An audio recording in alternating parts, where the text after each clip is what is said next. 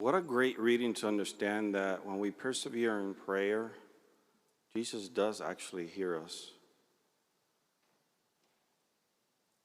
About a year or so ago, I remember walking into the chapel. It was a Thursday afternoon, and as I walked in, I was in distraught. I was not feeling myself, and I was thinking, Lord, I need you. I need you to hear me. I need you to heal me. I don't know exactly what I'm needing, but Lord, I want to hear your words. I want to feel you. And as I walked in and I sat down, I didn't know exactly what to say or what to think. All I know is I wanted Jesus to get into my mind and into my heart and talk to me, answer my prayer, the prayer that I initially walked in with. And as I was there for about 10 minutes, 15 minutes, I couldn't hear a thing. I didn't feel a thing. I was just there in silence. And eventually I gave up and said, I guess it's not my day today, Lord, so I'm going to go on my way. And as I walked outside, it was like a wind that hit me straight in my face, and all the thoughts that I could have, my heart was being filled. And I was so emotional at that moment because what I thought the Lord didn't do inside, he did it as soon as I walked out. And this scripture is a resemblance of that when we persevere in prayer, we get to hear his voice. We get to see him. We get to experience him. We get to heal. And it's a beautiful thing.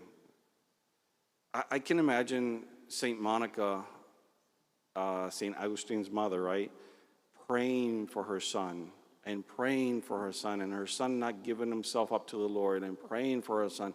And I imagine how many years did she pray for one of the greatest saints that we have in the church right now. A guy that didn't want to be converted, but because of his mom's prayer, conversion happened.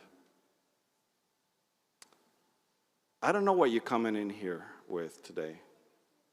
And that's not what I want to know. Only Jesus needs to know that. And it might not be a demon that you're coming in here with today, or prayers for somebody that has a demon, but you might have something that you're bringing in here today. Maybe you're not feeling well, you have an illness. Maybe it is that you're asking for prayers for somebody for work, or you're asking for prayers, you're talking to the Lord and seeking his help in a certain area of your life where you need that help. Maybe something is going on in your life that you're begging Jesus to help you out. And you might not be hearing his voice today, but if you persevere, if you continue asking him, he is listening. He will answer. Because perseverance takes you to faith. And when Jesus sees your faith, your prayer, the way that you've come to Mass, the way that you receive his scripture, the way that you receive his body and blood, and you take it out to the world, he's going to give you the answer. He will come and approach you and give you that answer straight into your heart, and your doubts will go away. So never stop pleading to the Lord. Never stop praying to the Lord.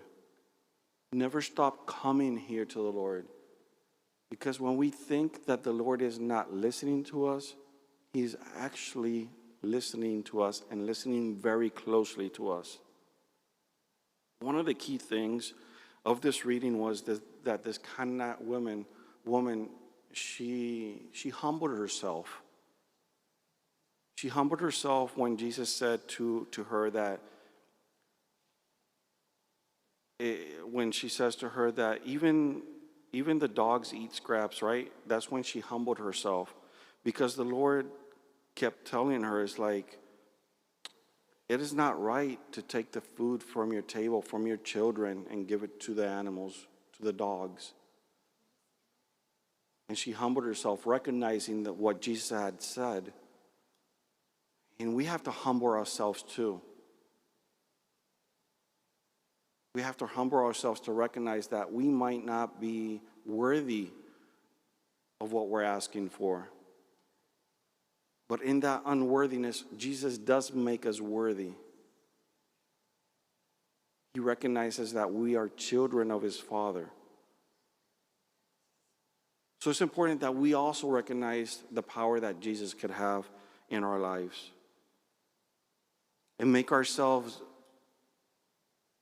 giving ourselves proper disposition to receive what he has. In our weaknesses, he is going to make us strong.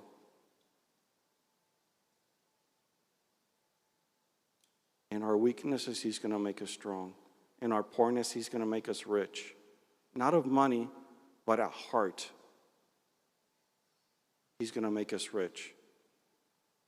When we're hungry, he's going to give us food abundantly. When we feel that we're lacking love, he is love.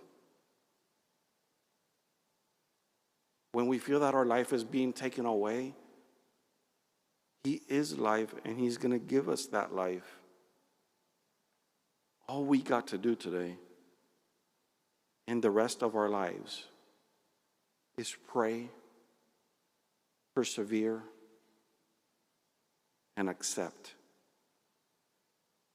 in faith and in humility. And we will be able to hear his voice. We will be able to feel him. We will be able to see and acknowledge that he's walking with us each day of our life.